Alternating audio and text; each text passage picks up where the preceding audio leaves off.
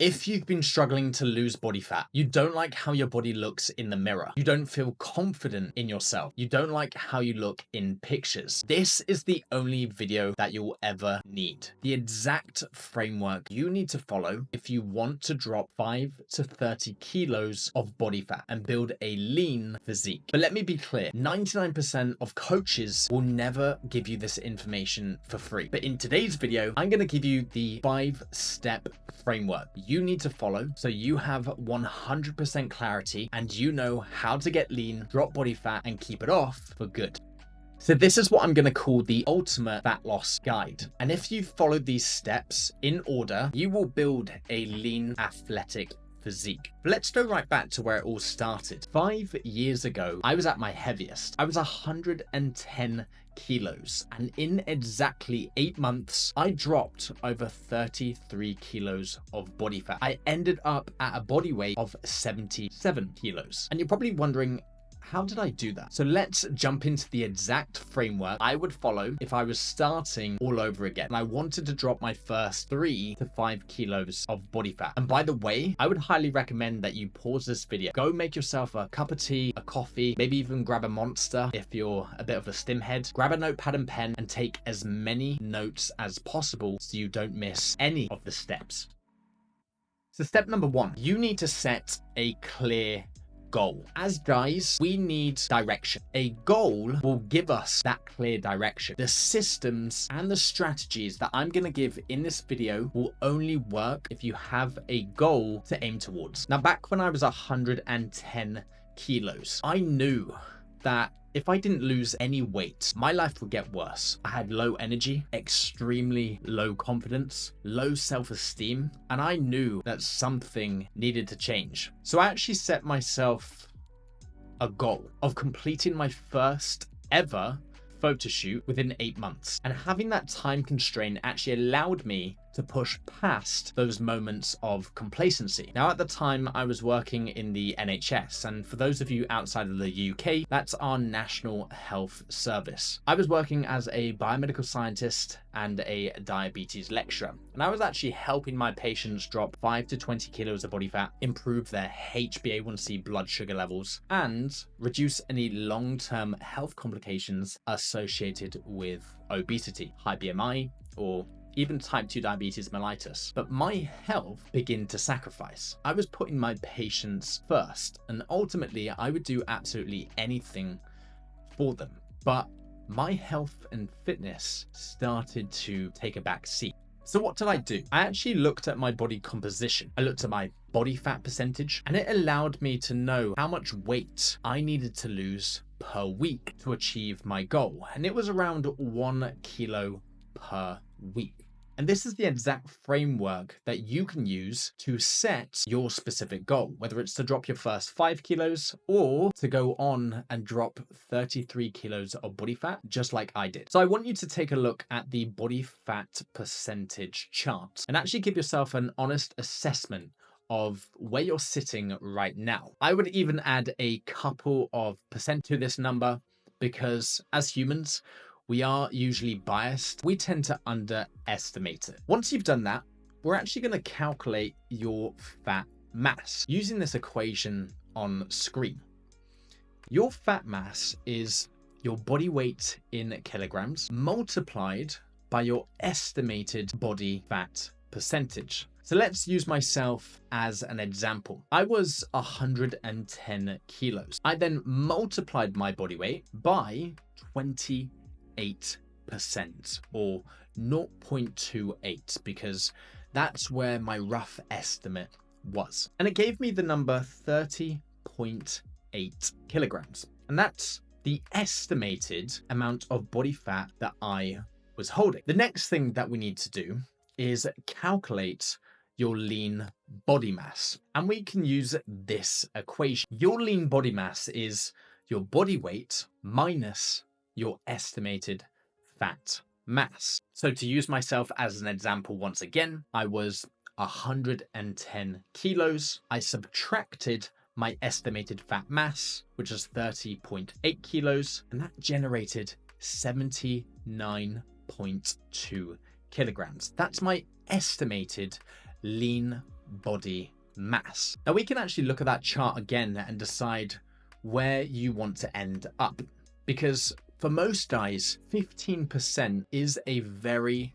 very healthy range. It's very maintainable. At 10 to 12% body fat, you'll be leaner than 90% of guys. And if you actually go below 10%, that's not maintainable for the large majority of guys unless you're preparing for something like a photo shoot or you're preparing for a bodybuilding show. And it's probably not worth trying to get that lean either. So I want you to set this goal so it's kind of a stretch. It scares you a little bit, but it's not to the point where it's super unrealistic or optimistic and unsustainable. How happy you are with your results will depend on how well you do in comparison to the goal that you set. So this is really important. The next thing that we need to do is actually determine your target weight. And we can use the equation 100 minus your desired body fat percentage. We take the 100, we subtract 10% if that's what your body fat estimate is, and that equals 0.9 or 90%. Again, that's only if you're aiming for a 10% body fat.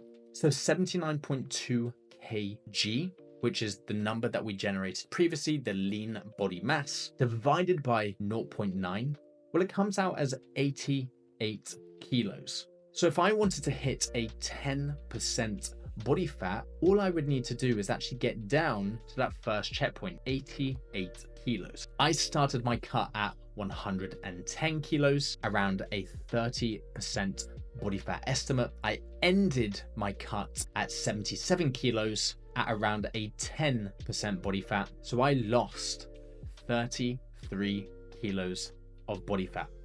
And I actually knew that I had to lose around 33 kilos to get into photo shoot condition. Now, in regards to setting a deadline, I knew that I was preparing for that photo shoot. I also had a holiday on the horizon, so I knew I had to be fast in order to achieve that goal. I had a very specific date to aim for. And I've also been dieting and learning about fat loss and teaching it to my patients for 10 plus years. So you could argue that I'm very experienced with doing things like cardio and tracking my macronutrients. But I want you to remember that the slower the change, the more sustainable that change will be. So I wouldn't recommend losing above 1% of your overall body weight per week. The more that you try to rush it, the higher the chance of failure, and you'll probably be quitting within the first couple of weeks. We're not here to run a marathon or to climb Mount Everest.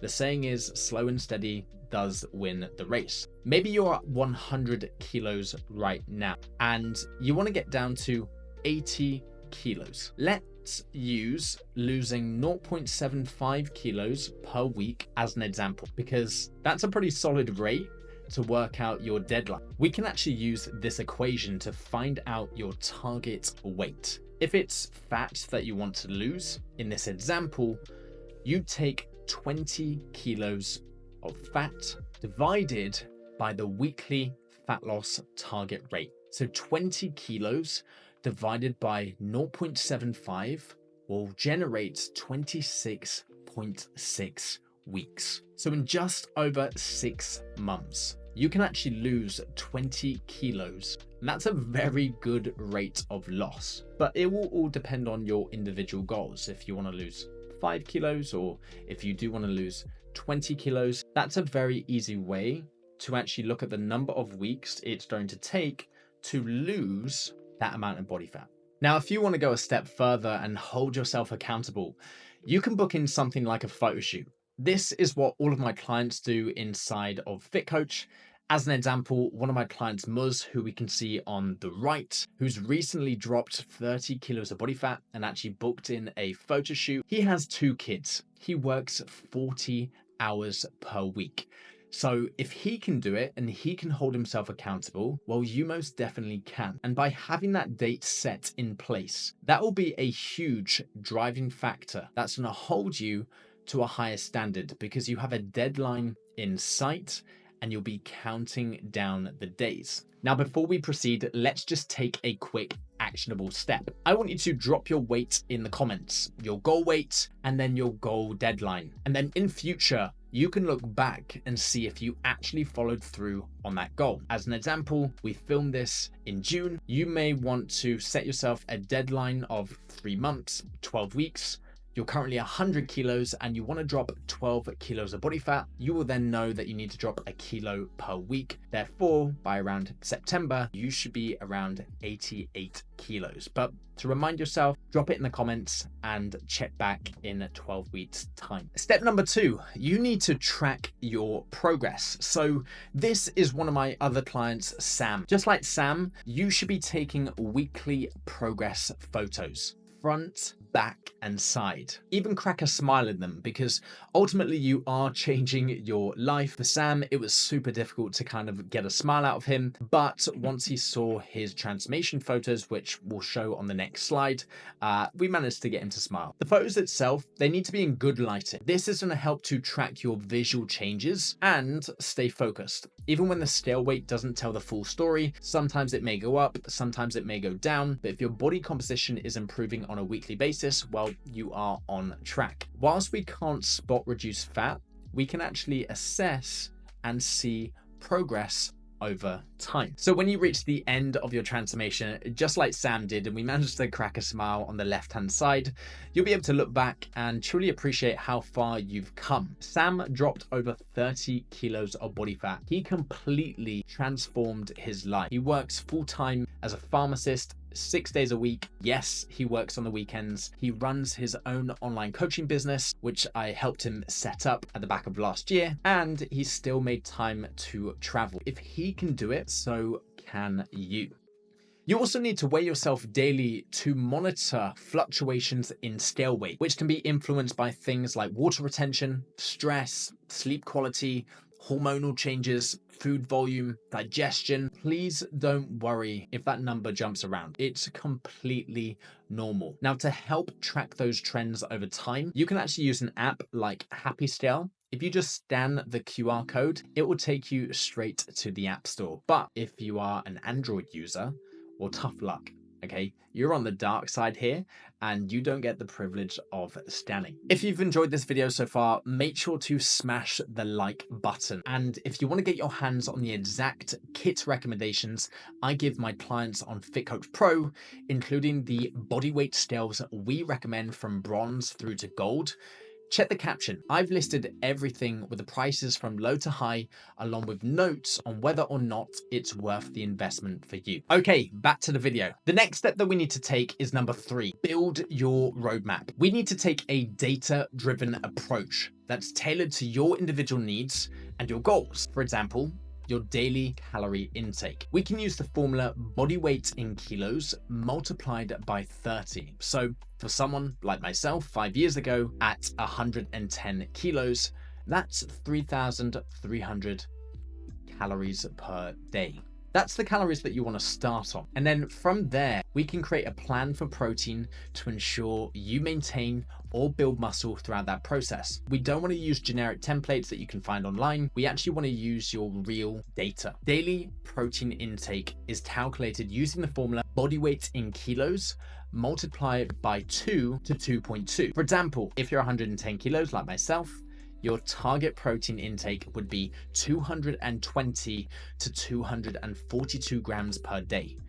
That range supports muscle retention during fat loss and promotes muscle growth when in a calorie surplus. Your protein should actually be spaced out evenly across 3 to 5 meals per day to optimize absorption and recovery. The rest of your calories can come from carbohydrates and fats. There are specific equations that we can use, but we're not going to run through them in this video.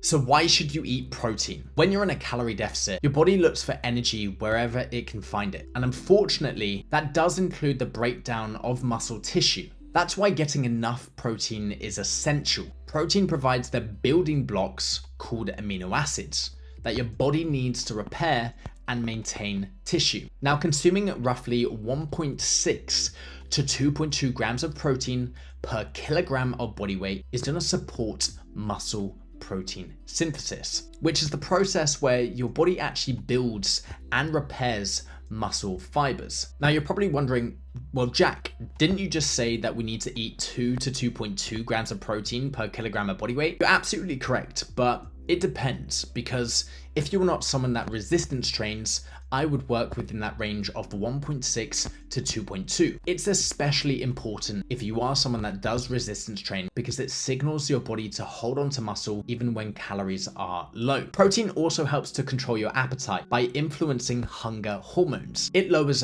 ghrelin, which is the hormone that makes you feel hungry, and it raises peptide YY, which helps you to feel full. That means when you're eating protein, you're less likely to feel hungry all the time, making it easier to stick to your calorie goals and avoid overeating. Now, another benefit of protein is higher thermic effect of food, or TEF. This means it actually takes more energy to digest, process, and metabolize that protein, which your body can use for a fuel. Protein gives your metabolism that slight boost. It helps you to burn more calories throughout the day. And finally, protein is crucial for recovery. When you exercise, especially resistance training, your muscles undergo tiny damage that needs repairing. Protein supplies the amino acids needed to fix that damage and build stronger muscles. Without enough protein, recovery slows down. You might lose strength, your progress stalls. Eating enough protein is going to help to maintain your performance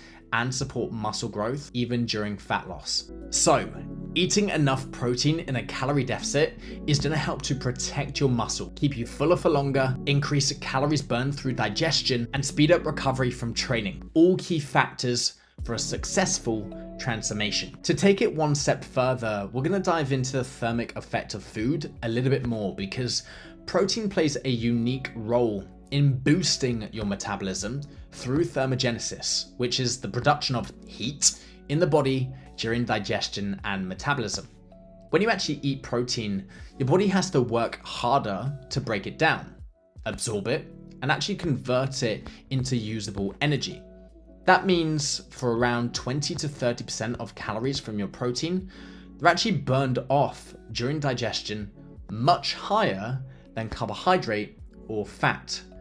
Now we can see about 20 to 30% of calories are from protein, compared to 5 to 10% are from carbs, and then 0 to 3% are from fats. This higher thermic effect of food means protein can give your metabolism a little extra kick, helping you burn more calories throughout the day. So eating enough protein doesn't just help to build and preserve muscle, it also supports fat loss by increasing the number of calories your body burns naturally. This makes protein a powerful tool in any fat loss or body recomposition plan. Looking at your step count, a lot of people talk about the magic number 10,000 steps, and they think it's a strict rule in health and fitness. You need to be walking 10,000 steps a day. Now, generally, if you did complete 10,000 steps per day, it burns around 500 calories for the average man, though that is going to vary based on your body weight, the pace,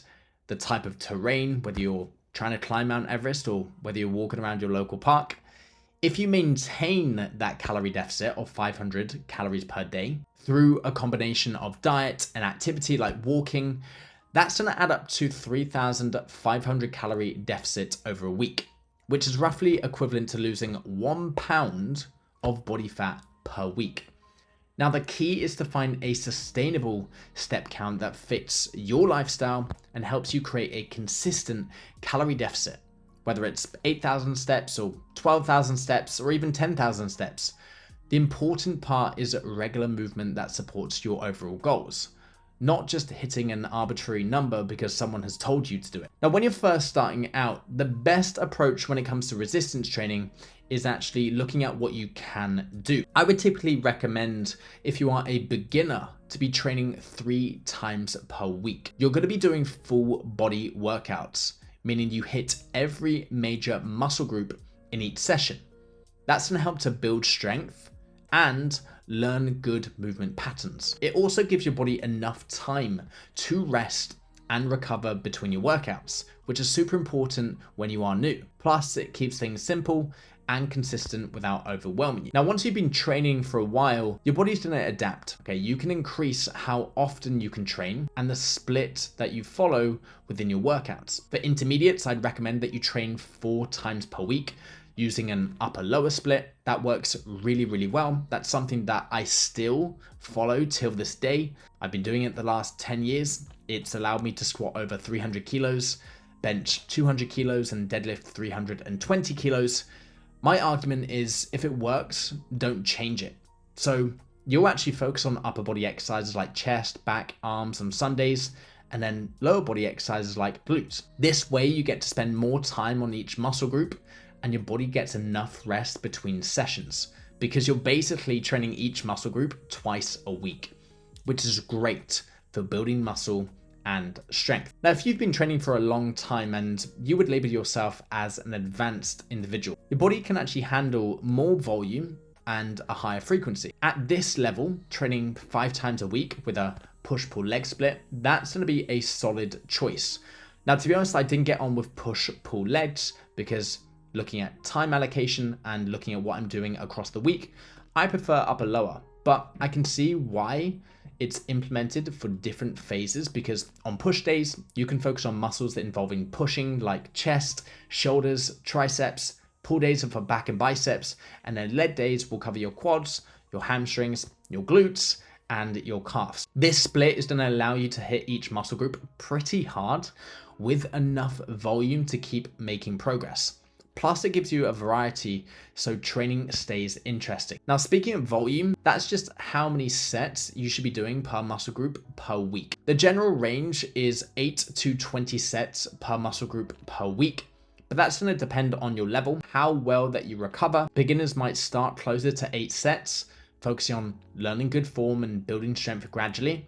As you're more advanced, you might want to do more sets, sometimes up to 20 per muscle group. It's to really challenge your muscles and keep growing. I would argue that the sweet spot is anywhere between 10 to 12 sets per muscle group per week, but you need to work this out for yourself as you are your own individual. A lot of guys I see train with a top set back off approach, 3 to 4 sets per muscle group in that session. If that works for them, great.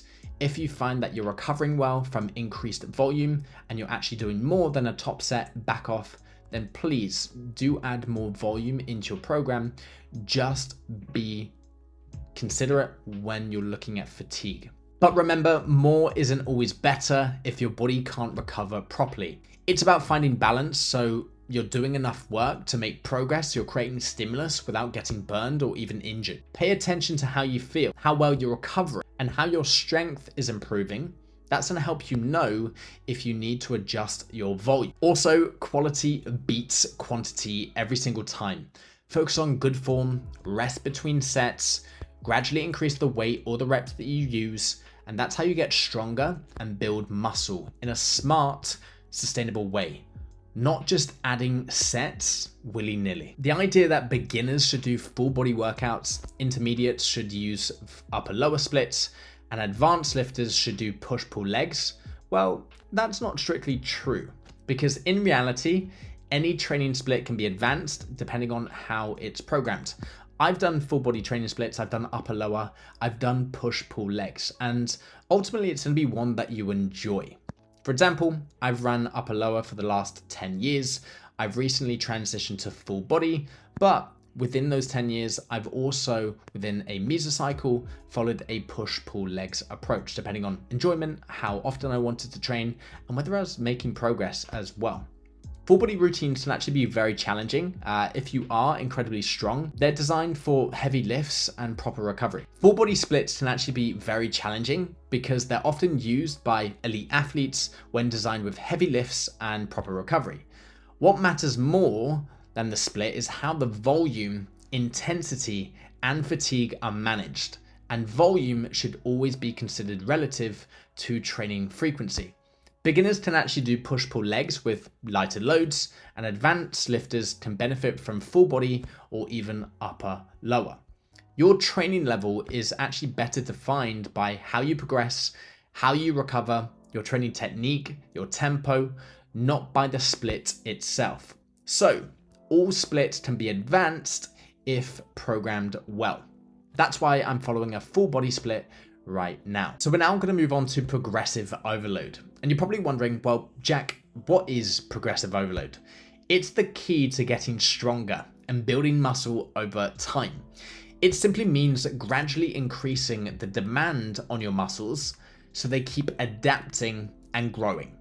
You can do this by adding more weight, doing more reps, or increasing the number of sets, or even improving your form, such as slowing down the tempo and focusing on the contraction. One of the easiest ways to track progressive overload is by using an app like Strong.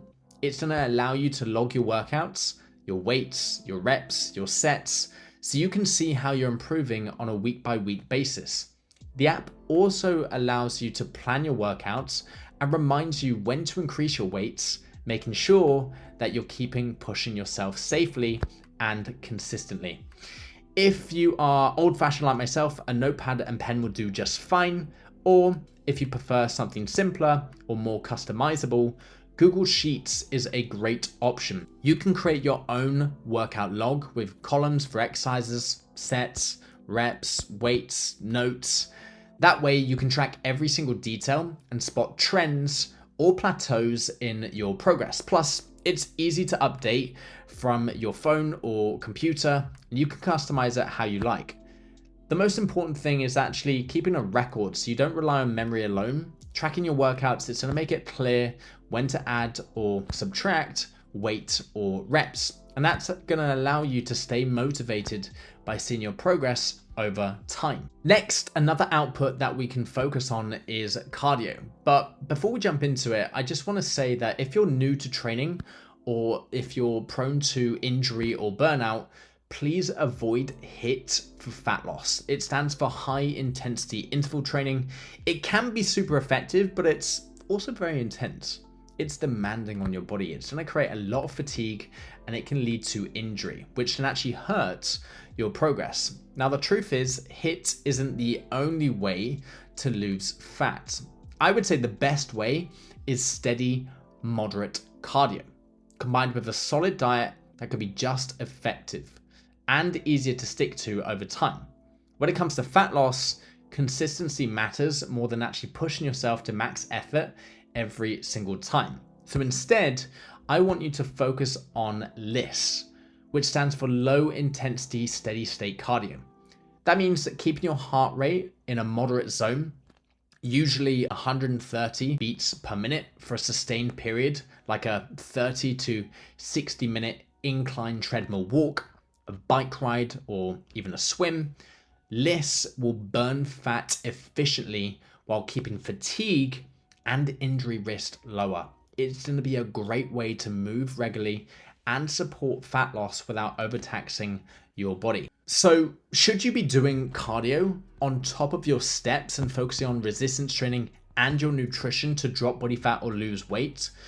The answer is it depends, but the key is finding a type and intensity that fits your lifestyle and keeps you consistent. Whether it's daily incline treadmill walks, cycling, a light jog, regular movement paired with smart nutrition will get you where you want to be.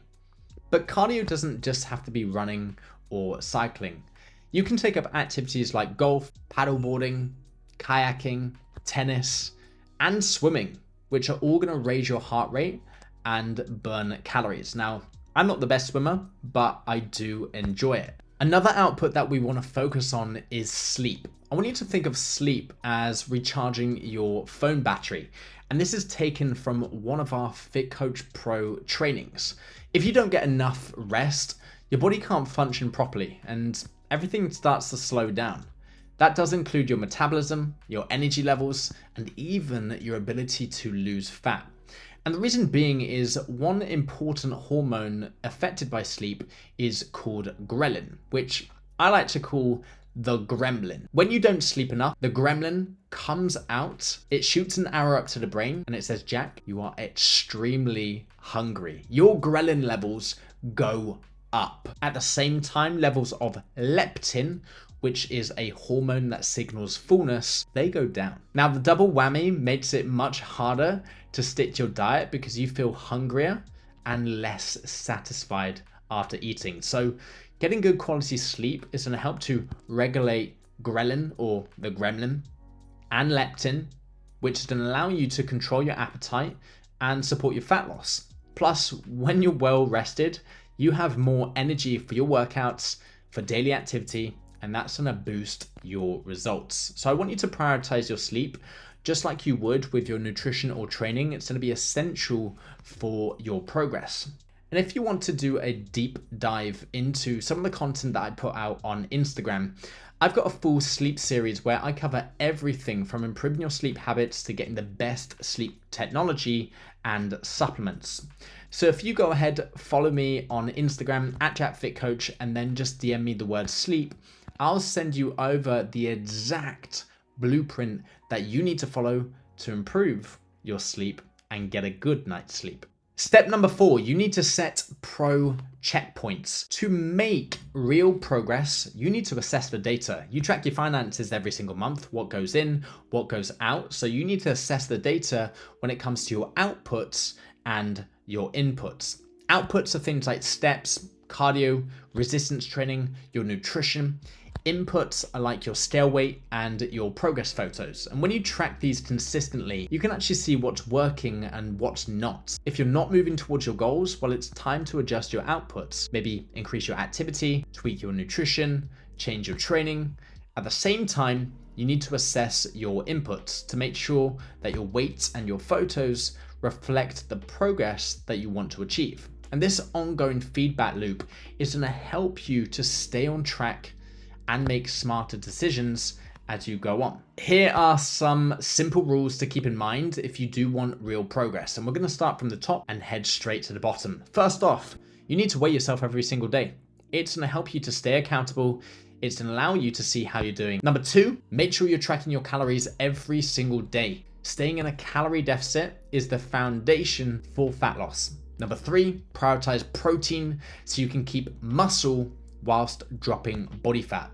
Number 4, drink plenty of water. Staying hydrated supports your metabolism and your overall health. Step number 5, get enough sleep because it's key for recovery and keeping those hunger hormones, the gremlin, in its box. Number 6, stay consistent with your workouts. That means both strength training and cardio. Do not miss. Do not take a day off. If you've got scheduled 4 sessions for that week, make sure you hit those 4 sessions. Number 7, remember to adjust your plan based on progress, not just what the scale says on any given day. Number 8, don't rely on exercise, such as cardio. Nutrition is going to be the real game changer. What you eat, how you fuel your body. And number 10, focus on habits that you can stick to long term, not just quick fixes that will not last. If you stick to these, you'll be set up for success. And finally, step number 5, balanced dieting. When you eat carbohydrates on their own, especially simple or high glycemic carbs, your blood sugar level, it rises very, very quickly. That's gonna cause a rapid release in insulin, and it's gonna bring your blood sugar back down, which sometimes can lead to a crash. Now that crash is gonna make you feel hungry, which then can make it difficult to stick to your diet. When we have a balanced meal with protein, with fats, with fiber-rich vegetables along with carbs, you're gonna slow down your digestion. You're gonna slow down how your body actually absorbs those carbohydrates, which drip feeds glucose into the blood, meaning you have sustained energy levels, and we can put ghrelin in its box. Protein and fats, they don't raise blood sugar as much as carbohydrates, and they actually help to slow gastric emptying.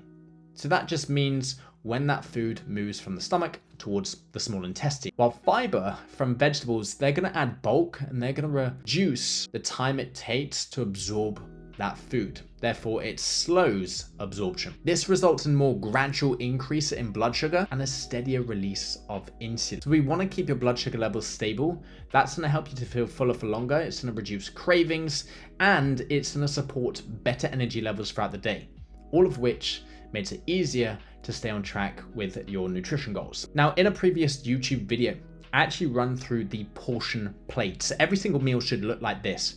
A quarter carb is represented as a palm size. A quarter protein is also represented as a palm size, and half vegetables are represented as your 8 fingers. Please don't eat a single macronutrient on its own. Create that balanced meal to increase satiety and reduce overall levels of hunger. Now, when designing your balanced meal, the next question we need to ask is, how do you actually track calories? There are 2 main options. First, you can track calories using apps like MyFitnessPal or Chronometer. These apps are free and they're super easy to use. You can actually scan the barcodes on packaged foods, inputs, homemade meals, and see how many calories and macros you're eating every single day. That barcode scanner will pull up all of the nutrition information that you need, saving you time and making logging way more accurate. Both apps have a huge food database, so whether it's home cooked meals or something from the store, you can track it all. And yes, tracking takes effort, but it's only temporary. Once you've learned portion sizes, you can use the portion plate and how your macros add up. It becomes second nature and it's much easier to manage. The other option is to follow a meal plan that's already calculated for your calorie target, and that helps you to skip the guesswork and decision fatigue, giving you a proven structure to follow. And that's what I usually recommend for beginners who want a simple, straightforward approach. As you become more advanced, you can look at flexible dieting, but whichever method that you choose, tracking your food helps you to stay accountable and make smarter choices. Now, finally, before you go and implement that 5-step framework, I want you to ask yourself a couple of questions. Before you dive in, this is what I call the golden 5. And the first question is this: how will I feel physically and mentally if I drop 5 to 30 kilos of body fat? Number 2, is my current plan something I can stick to long term? Is it slow? Is it sustainable? Is it realistic? Or is it a crash diet? Is it a crash training program? Number 3, am I eating enough to fuel my energy and my workouts properly? Now, that does include a balanced macronutrient plan: carbohydrates, proteins, fats. Number 4, how will I handle cravings or setbacks when they come up? We're emotional human beings, right? Not every day is going to be 100%, and you may want to go off your meal plan or your set number of calories that you need to hit every single day. So how can you fit that in to your unique circumstances? Are you going to track that food? Are you going to make sure it fits your calories? Are you going to build meals out temporarily, which you can have on the off occasion, but they still fit within your targets?